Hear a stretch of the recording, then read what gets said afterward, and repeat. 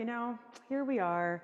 And oh my goodness, today we are celebrating early, just a couple of days early, our 175th anniversary of First Universalist. So happy birthday, First Universalist Church. Our official anniversary is actually on April 13th, so we're celebrating it just a couple of days early. But it's exciting. It's super exciting to be 175 years old. Can you believe it? So let's start off this morning with a prelude from our fabulous music director, Brock Chesvold. Thank you so much. Actually, you know what? We're going to hear from the Hope Jones organ this morning, and we're actually going to hear Charlie Kortzel play it. What a joy. So thanks, Charlie, for providing our music. Let's settle in and take a deep breath and enjoy our Hope Jones organ, part of our legacy.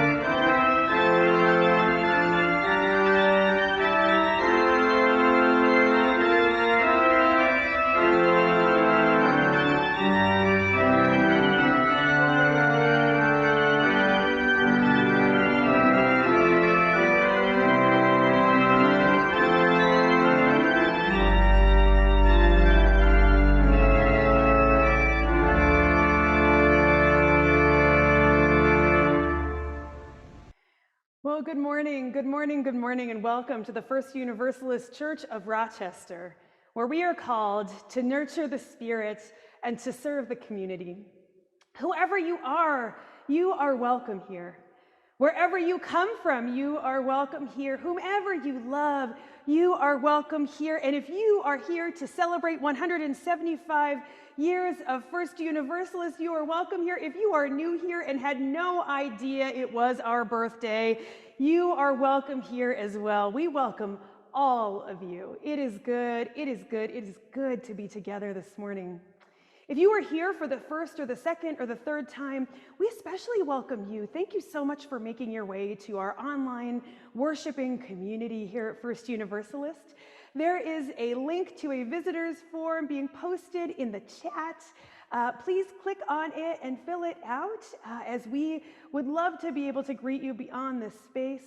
However, if you are new here, we also invite you to just please type into the chat, hello, I'm new here, so we can offer you a welcome. And as folks have already been doing, please everyone, let us pop into the chat and offer a greeting, a good morning, a hello, a happy anniversary, First Universalist, whatever feels appropriate for this morning. We are so glad you all are here.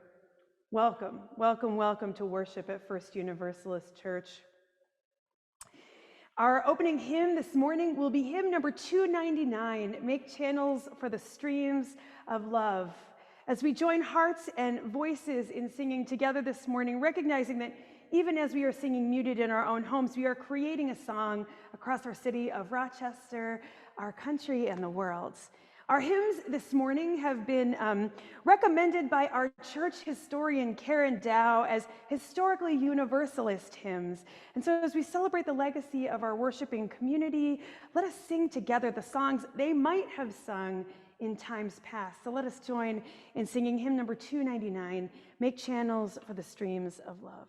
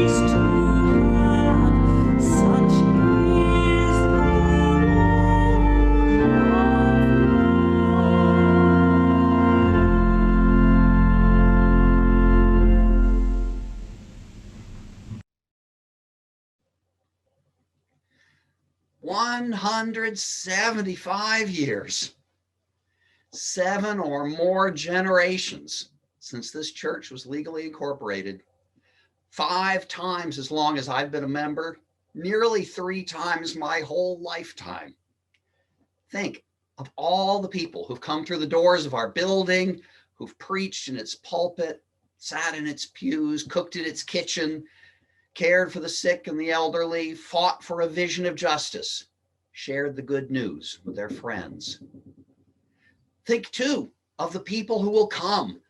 What will happen in the next 175 years? What changes will our descendants see in science and the arts, the environment, society, religion? What challenges will they face?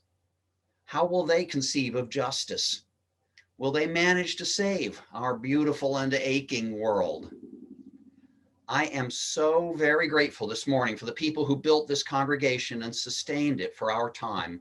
I'm humbled by the call to carry their stewardship forward for the generations yet to come. I'm thrilled to recognize this amazing anniversary on our annual Stewardship Sunday, when we commit ourselves to sustaining the church financially in the year ahead. Let us renew our faith today in the sacredness of life, the potential in every human soul, and the power, to paraphrase our forebears, of people of goodwill and sacrificial spirit to overcome the evil in our world and to progressively establish a heaven here on earth. Come, let us worship together.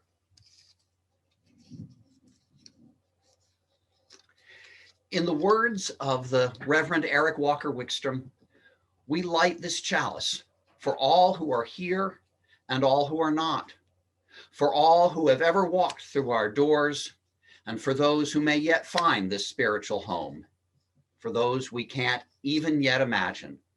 For each of us and for all of us, may this flame burn warm and bright. As Reverend Lane lights the sanctuary chalice, I know that many of you, like me, will be lighting your own at home. Together, let us share our chalice words in unison. May we be a people of welcome, here to grow in heart and mind and spirit, and may we reach out to serve our community. Please join me now in our affirmation of faith, followed by the doxology. Love is the doctrine of this church. The quest for truth is its sacrament, and service is its prayer. To dwell together in peace, to seek knowledge in freedom, to serve humanity in fellowship, to the end that all souls shall grow into harmony with the source and meaning of life.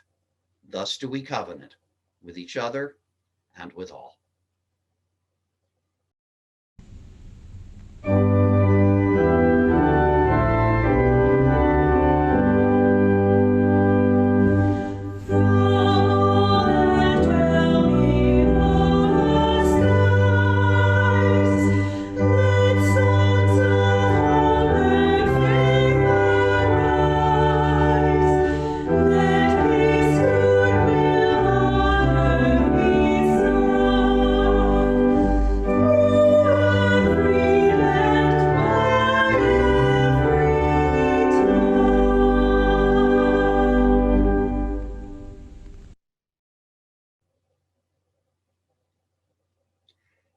As we gather today on Stewardship Sunday, we know that most of our church's financial support comes from annual pledges. The Sunday offering helps, but more important than its dollar impact is the commitment it represents. This is our weekly reminder to align our resources with our values, to rejoice in the abundance of life, even in the face of hardship and want, to be grateful for all our blessings, to remember what matters in life, to share with generosity and joy in the mission of this sacred community. Please copy and paste the link that you'll find in the chat window to make a financial contribution online to the First Universalist Church, or feel free to send a check in the physical mail.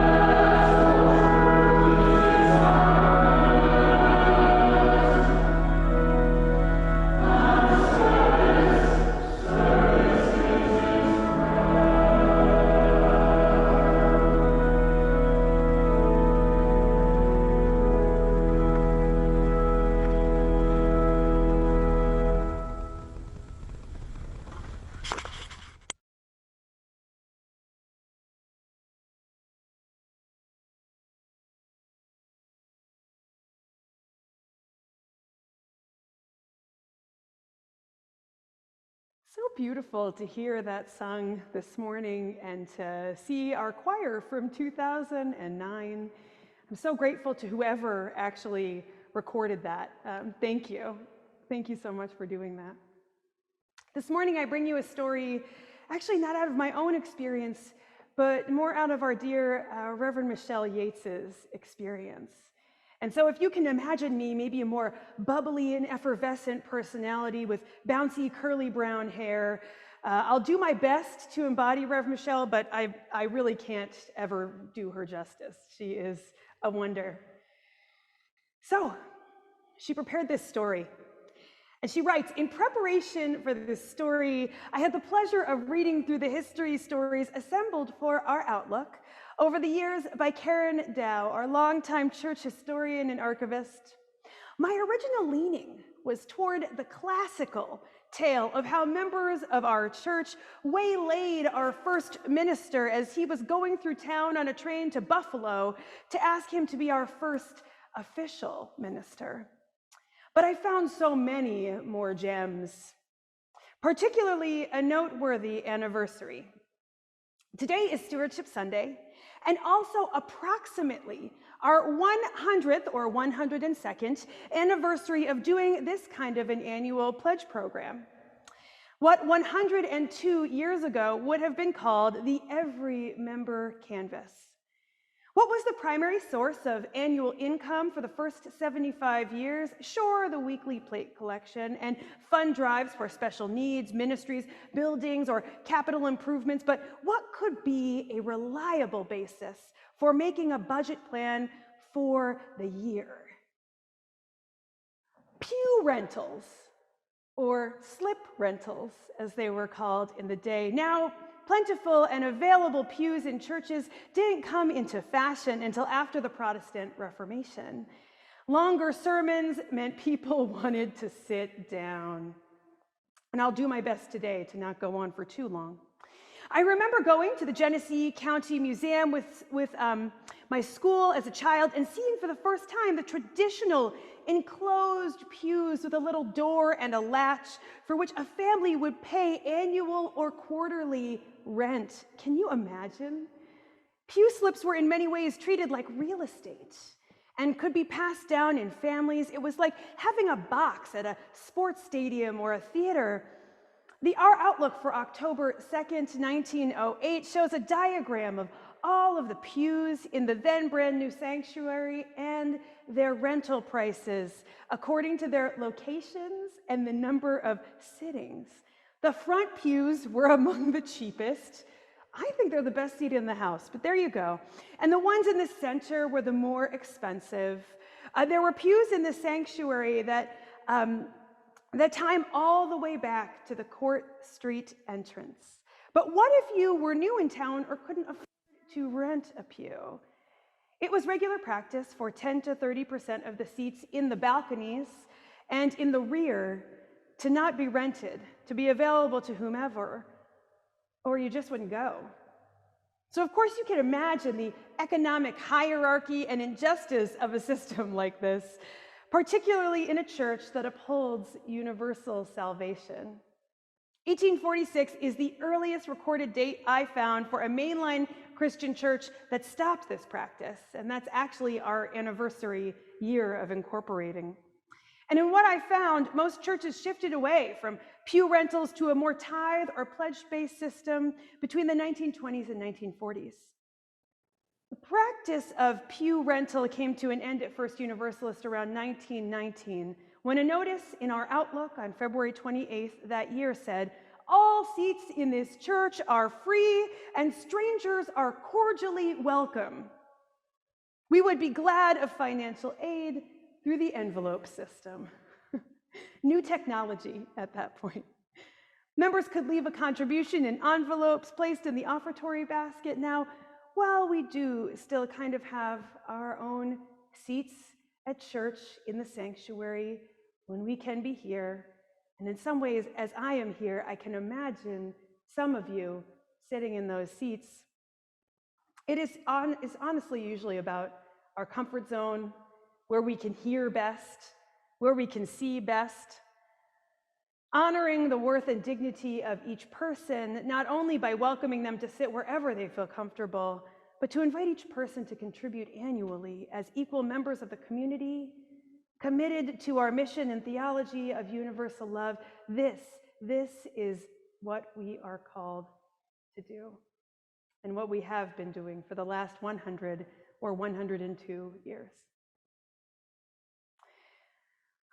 Dear friends, I'll just invite you now into one of the main rituals of our weeks together, one of the most important rituals of our weeks together, which is our ritual of joys and sorrows.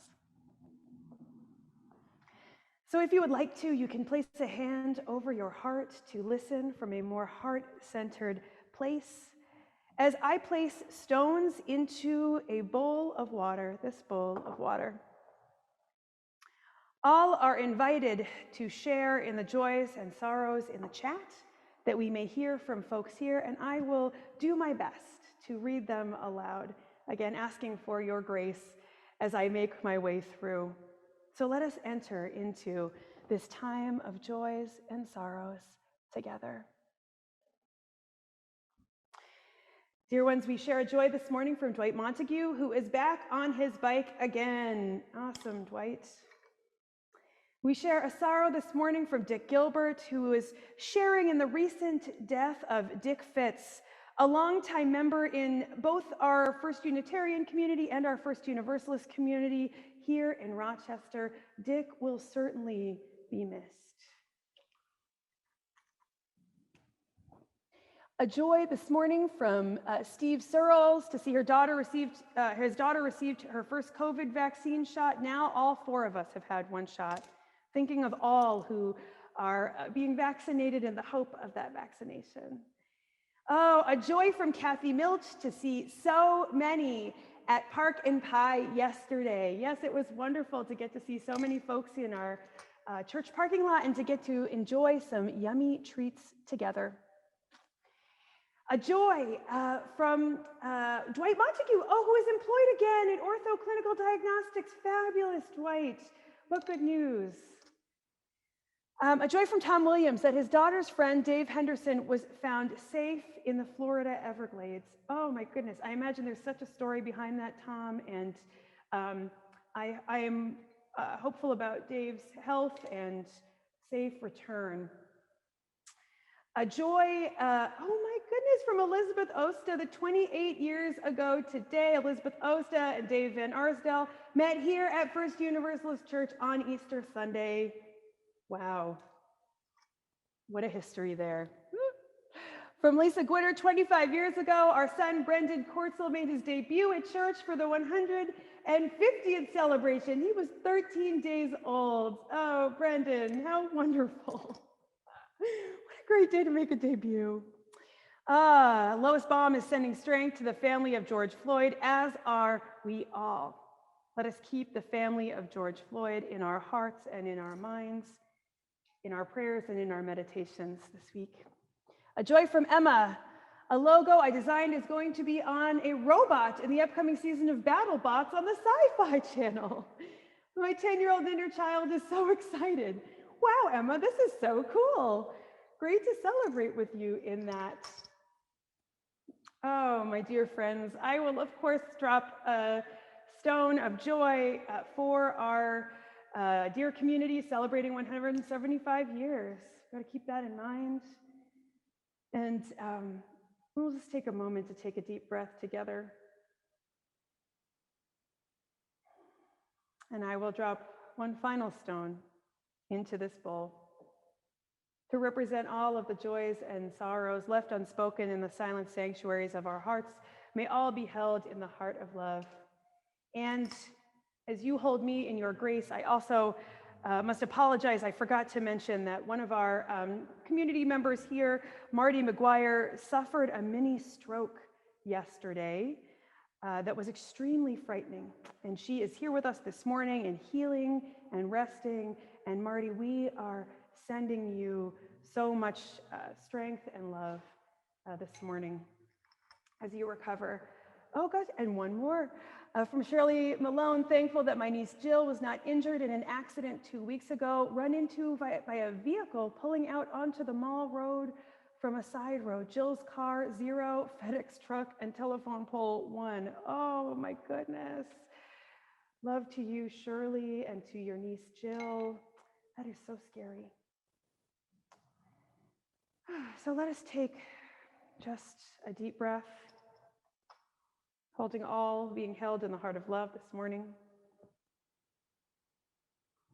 As we do each morning when we gather, we will also, each Sunday morning when we gather, we will also light a white candle this morning, recognizing and honoring the fact that we are a religious community that is living physically distant and living in a time of a pandemic, that we are holding here in this sacred space, in this community, both the hopes of vaccination, the illnesses that people are still living with, the fear, the love,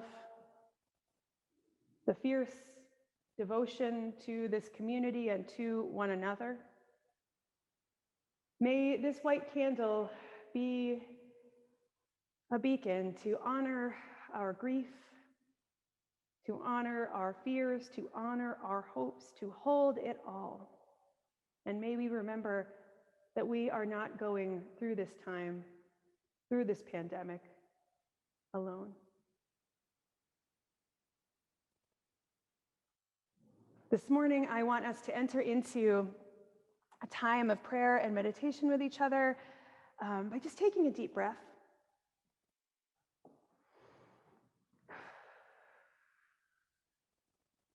I want to offer up this prayer.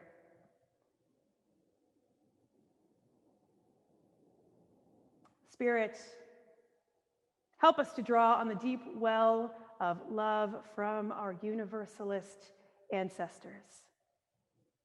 Imperfect love, sacred love, love shared amongst people, love larger than any one of us alone. Love that was boundaried and clear. A love that was so strong and is so strong that declares no one is going to hell, no one will be damned. A love that seeks to draw the circle wider and wider still. Ancestors to this community and ancestors of this tradition, those whose theologies and aspirations we are still living into. Those whose generosity and deep wells of care paved the way for this community to exist as it is now. Those who lived authentic lives, and those ancestors who could not publicly be fully who they were without knowing who we come from. We cannot know who we are. Without celebrating our ties to the past, to these ancestors, we do not exist as a whole community in the present. Without knowing the tradition that birthed us, we cannot fully honor the tradition in which we now live. We call upon these ancestors in this moment, and it is important that we name them. So in this moment of prayer and meditation, I want to actually invite those gathered here to type the names of the ancestors into the chat in this space. When I say our Universalist ancestors, the ancestors of this community, what names come to mind? Whose faces come up in your mind?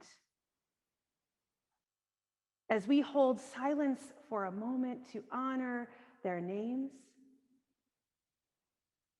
I want to just make space for us to type into the chat the names of those ancestors to this community that we want to call in here now.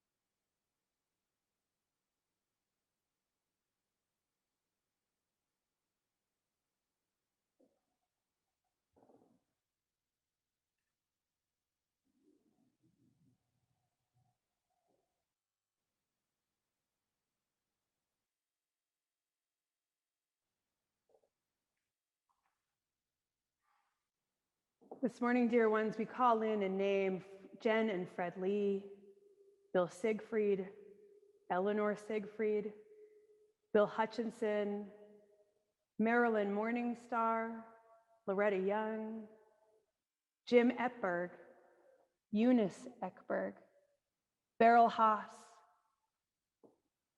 Sally Hamlin, Edward Morell, Roland Bramlett, Marie Holwartz, Eleanor Parker, Walt Sassman, David Messner and family, Charlie Gibson, Peg Downey, Marion Parker, Talva Chapin, Susan B. Anthony, Dorothy Painter, Clara Barton, Beth Banks, Tom Grierson, Jesse Werner, Dottie Harper, Mark and Donna Morrison Reed, Bernice Cook, Olympia Brown, Martha Munson, Evelyn Montague, Bill Lennox, Dorothy and Carlos de Zafra, Harvey Rothbind, Harold Weiss, Ellie Chafee, the Thurbers, Bill Hickok, Don Friedenberg, David Malone, Steve Butler, P.T. Barnum, Clarence Russell Skinner. Dear ones, as we name their names, may their memories, their dreams, their beliefs, and their hopes live on in us. May we hold their lives as sacred stories to learn from, to honor, to cherish. May we know these ancestors as human beings, far from perfect, people who were ordinary, like you and like me, folks who loved and fell short and shared beautiful ideas and often failed to live into their own ideals. Let us honor them. Let that honoring better help us to know ourselves. May their lives, may their memories, may their hopes, may their dreams be for a blessing. Amen. Blessed be, and may it be so. As we enter into shared silence together, we draw on this rich resource of love to sustain our reflections, to nourish our minds and hearts. In this shared silence, we hold all who made this community possible for us, the many footsteps and wheel marks in which we move. Let us share silence together, and in the sharing, allow our thoughts and our dreams and our memories to naturally unfold.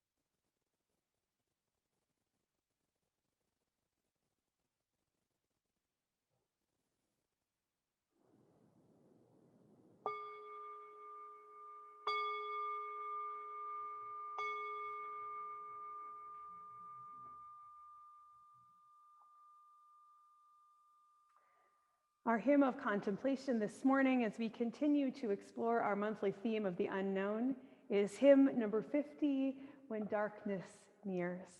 Let us join in singing together. When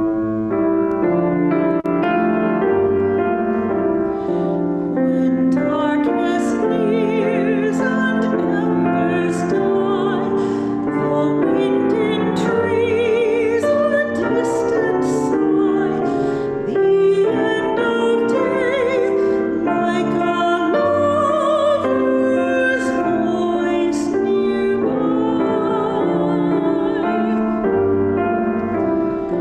The night draws close, a fond embrace, the heart that slows its frantic pace, and fear drifts off as a calm breath takes its place.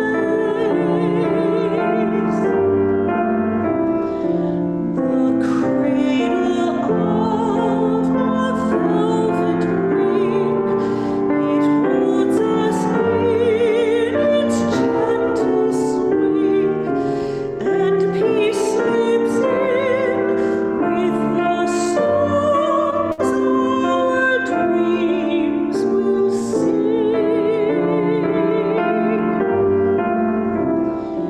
The end of day, the passing year, the rush of time need cause no fear. We'll love the night and its mystery know so near.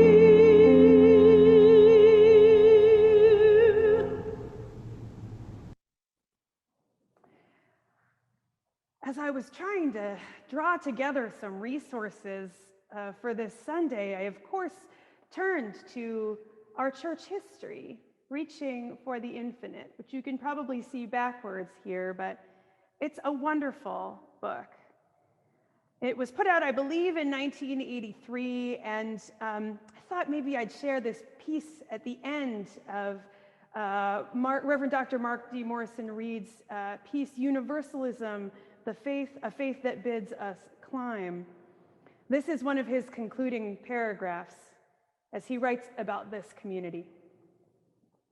If you were to enter the First Universalist Church of Rochester today, you would find banners representing the major world religions hanging in the sanctuary, blending with and augmenting its inspirational atmosphere.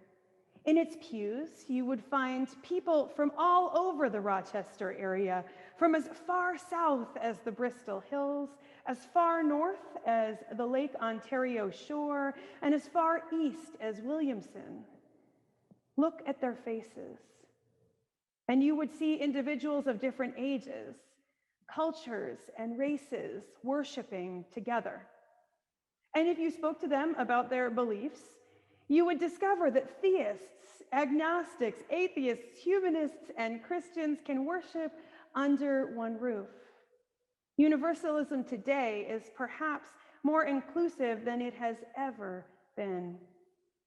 What binds us all together is not easily expressed, but a sense of tolerance pervades the congregation, and a commitment is made by all to a free religious inquiry reaching upward toward the infinite.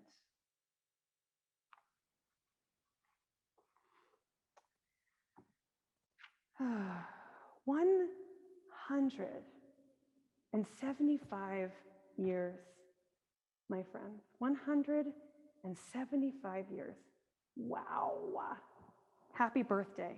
Happy birthday, First Universalist.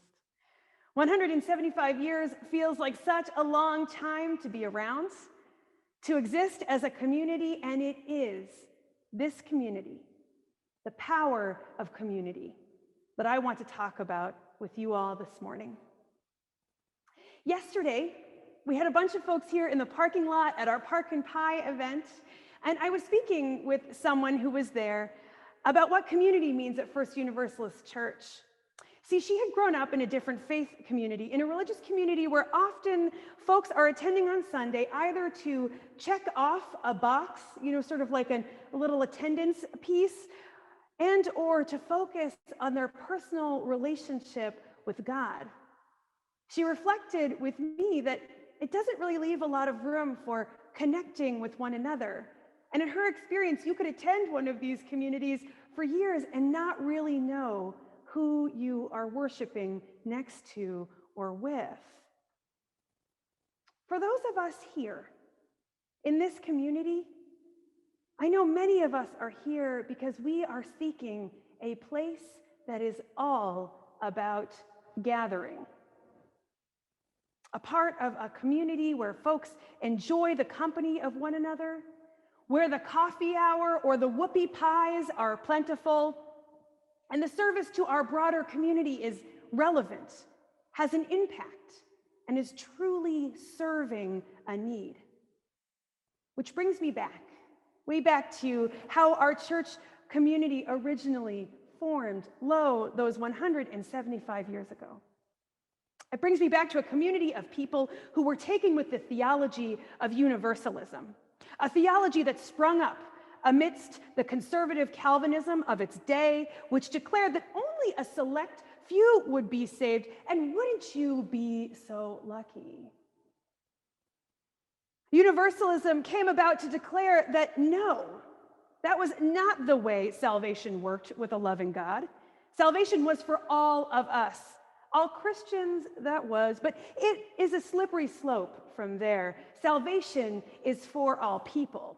No loving God would turn some of us to hell and save others. And I just want to mention here that this stance was extremely controversial. It was one that folks were regularly ostracized for, especially in this time period where hell and damnation were considered a central part, if not synonymous, with Christianity. This church was formed amidst a religious controversy here in our city of Rochester, then a town, really. This theological idea took root here, and it brought people together. It brought people together well before 1846, the official year of our church incorporating. People were gathering unofficially as early as 1824, so some could say this is our 102nd anniversary. But this theological idea of universalism and the connections amongst the people in the pews were so potent. Folks continued to gather for 22 years before officially incorporating. Universalism brought people together because it is a central message of love, a message of community. Because if all people are going to be saved, we are no longer competing with one another for resources or bonus points with the Almighty. If we are all going to be saved, we are all called to treat everyone as the child of God that they are, to treat those our society historically marginalizes with dignity and respect. Again, remembering our ancestors did not always fully live perfectly into that ideal. I mean, our ancestors fell short of this all the time, right? Look at this example lifted up in our story about these pew rentals or slip rentals to consider who was in and who was out in our community. Yet still, this theological belief held people together here, beginning with just a few and growing and growing and growing. Community has been what has sustained us through the ages. The desire for people to gather together for fellowship and connection. Throughout time, it has not necessarily mattered to this church who was up in the pulpit speaking. Instead, what mattered more were the connections amongst one another.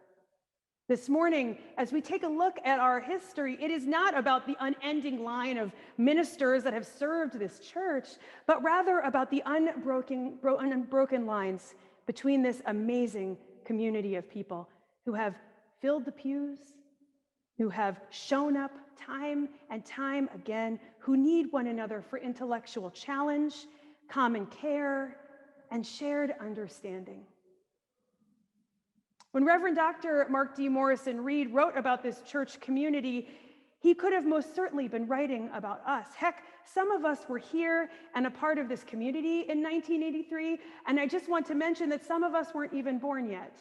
That's the year of my birth. So when he speaks of the faces in the pews and our commitment to shared values, that is us. When he speaks about the things that bind us together not being easily expressed, that is still true for us. We don't have an exact reason for what brings us together other than that we know that we need to be together. Other than that we know that we need one another to help us make meaning out of life. There is a reason we are still choosing to gather, even in the midst of not being able to see one another face to face, eye to eye. This is a tenacious church when it comes to continuing to gather. Nothing will stop us from connecting with one another, not even a pandemic. A pandemic that sent us out of our building and into our homes. A beautiful building that has been a defining piece of who this church is. When reading through Reaching for the Infinite, there are 3 chapters. One about the people, one about the building, and one about the organ. That should tell you something about how this church has historically defined itself. This year we found that we were not defined by our building, though of course being in our building and seeing our building brings a sense of comfort. But rather, we are defined by who we are and how we gather. In our history, this is not the first time that we lost our building. This church was founded without a permanent building. Those folks who incorporated in 1846 were in search of a permanent building. Reverend Dr. Asa B. Sachs, when speaking of our years without a permanent building, when only the Sunday school was meeting in the basement of the Unitarian church locally, said, "This church came up through storm." It was an age of narrowness and even of superstition. We cannot say we were any better than our neighbors in that respect. Now here he is talking a bit about the founding of the church and a bit about the religious controversy we found ourselves in. And yet, these folks 175 years ago found their way to a new building, and they continued to gather through it all. Through the religious controversies, as well as through the process of seeking a permanent place to gather. For us, we are also continuing to find our way. We are finding our way to gather, even when we cannot be in our building. We are continually reaching towards the values and the things commonly believed among us to sustain us in the year that has passed. We are making it through this time. And so much of that has to do with how we are connecting with one another, and with our broader community. This is a church that shows up for the city of Rochester. When the call went out for a building where medics could house a triage site during the protest in the wake of the murder of Daniel Prude, we answered the call. When Occupy Rochester was encamped just across the street in Washington Square Park a few years ago, we provided dinners and restrooms. When we take up a monthly food collection for our Nestor Street cupboard, Kathy Flynn leaves with a car full of food to bring to the community. When our migrant farm workers and people who were living undocumented in upstate New York were looking for a place to hold a town hall, while the Greenlight Initiative was being promoted, giving access to driver's licenses for thousands of migrant farm workers across our state, we hosted it.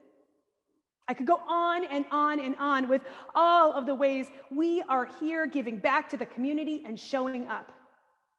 It is just what we do. All of the ways that we can see that this church is larger than just who is in this Zoom room with us right now in this moment. At the heart of all of these actions is generosity.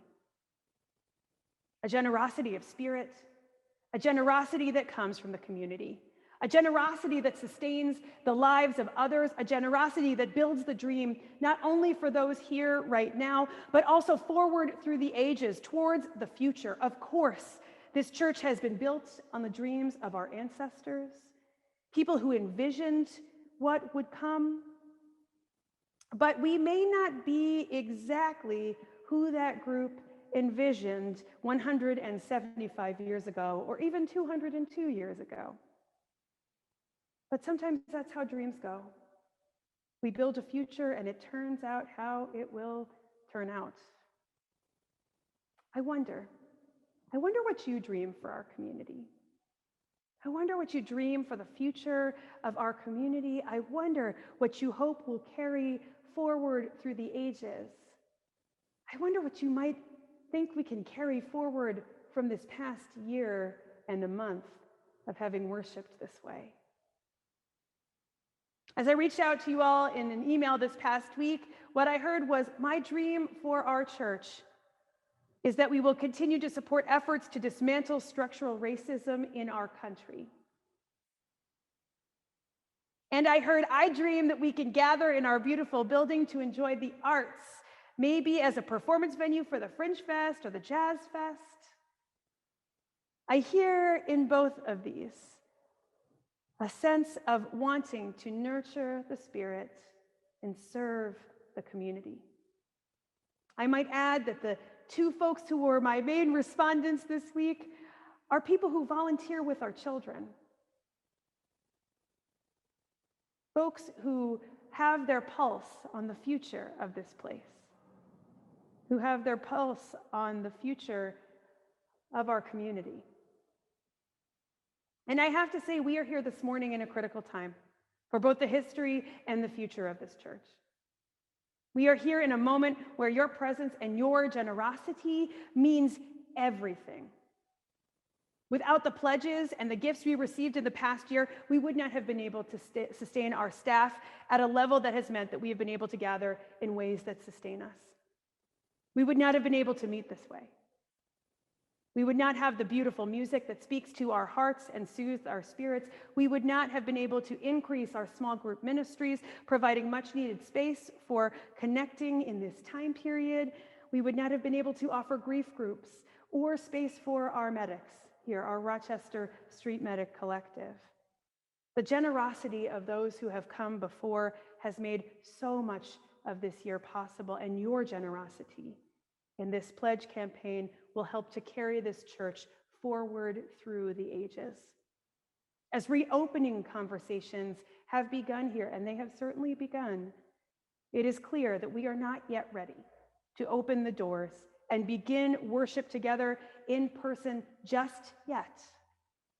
But likely that day will come. It is clear that we will need to continue to support this place so our community can relearn what it means to be back together in our building again. To recover from the things that we have been through together in these recent years, to recover from the storms we have endured together, is going to take a lot of patience, time, and care for one another. We have been through a lot in this last year, individually and collectively. And yes, it will take generosity from all of us to ensure that this church has a future in our city of Rochester, in the heart of Rochester's downtown. We live in the midst of another great threshold moment. Just like our religious ancestors did as they wanted to continue to gather, but they knew they would need to find a way back to a place they could call home. Our home will look different from theirs, both an online worshiping community and an in-person worshiping community. Yet the need for community, the need to be with one another and connect, that remains the same. And your participation, no matter how long you have been a part of this church, whether this is your first Sunday or your 507th Sunday, your participation is essential to us all. This community is better with each and every single one of us here as we work together to write the next 175 years of First Universalist's story. And each one of us has a role in bringing us forward through the ages. So happy anniversary, First Universalist Church. It is a joy to be in community with you all. And I am so grateful for each and every single one of you and the ways you show up here. Let's keep showing up. Let's keep doing the work. Let's keep connecting. Let's stay in community together. Amen. Blessed be, and may it be so. Our closing hymn this morning has to be hymn number 114, Forward Through the Ages. There's just no other way about it. So please, I want to especially encourage you this morning to pay attention to the lyrics, as they were the inspiration for our stewardship campaign and for the celebration of our church's history. We invite you to remain muted and sing out joyfully from home, again, creating a collective song from wherever we find ourselves. Let us join in singing hymn number 114, Forward Through the Ages.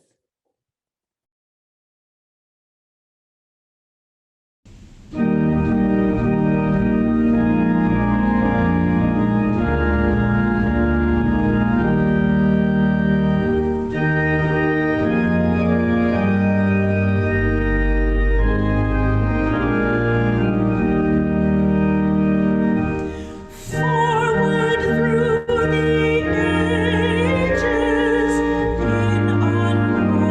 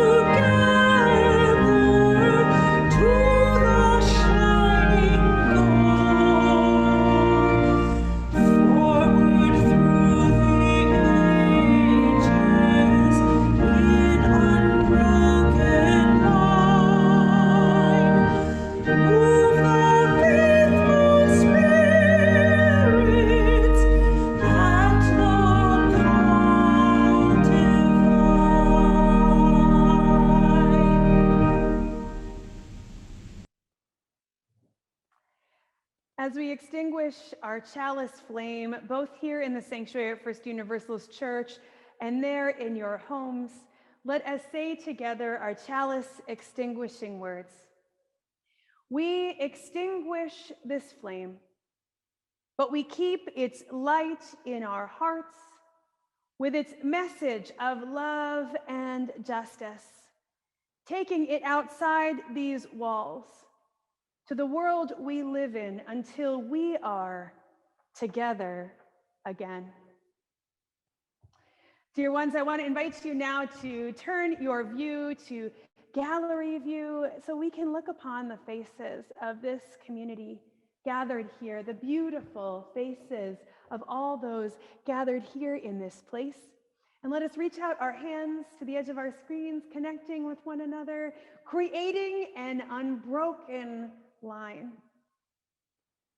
Dear friends, as we continue to name the ancestors of this place, as we continue to honor their legacy, may we remember that we are part of an unending, unbroken line with each and every single one of them and with each and every single one of us here. Dear ones, may you go forward charged by the commitment that calls you to make. May you go forward knowing that you step and roll and move in big footsteps and wheel marks. May you go forth today into the future, forward through the ages, honoring this unbroken, unending line. May you know the love our ancestors knew and the love in the present day. May you know that you are loved, and may you carry that love with you wherever you go and to whomever you meet. Amen. Blessed be, and may it be so. And dear ones, as we move forward from our time, we have a beautiful postlude from Ann Rhodey. And if you are so moved, let us all type into the chat during our postlude, I am part of the unbroken line, as each and every single one of you are.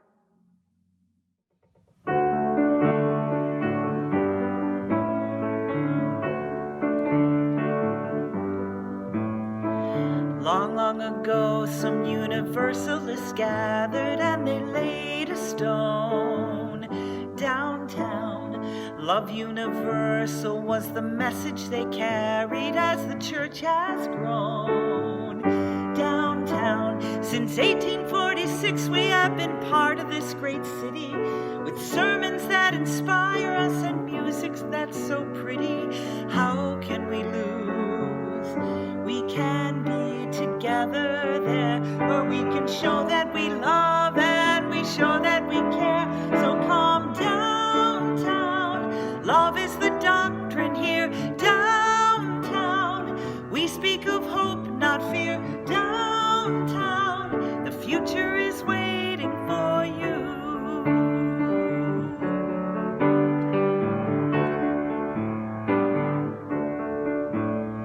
They built a new home. There have been good times and bad since that first stone was laid downtown.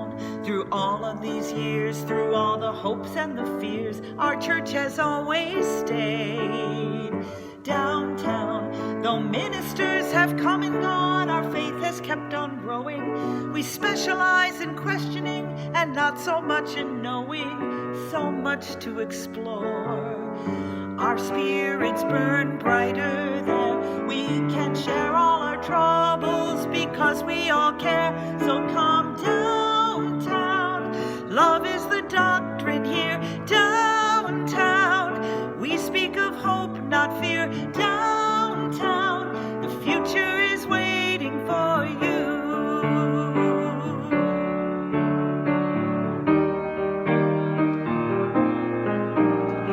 We're virtual now, but we are always reminded that we're not alone. Downtown, we're working for justice and we're building a legacy to call our own. Downtown, our ancestors would be so proud of all the love love we're bringing through COVID and through Zoom church. Oh, that won't stop us from singing songs of joy. We have been apart, but then, oh, we will soon celebrate all together again when we're downtown. Love is the doctrine here, downtown. We sing of hope, not fear, downtown. The future is waiting.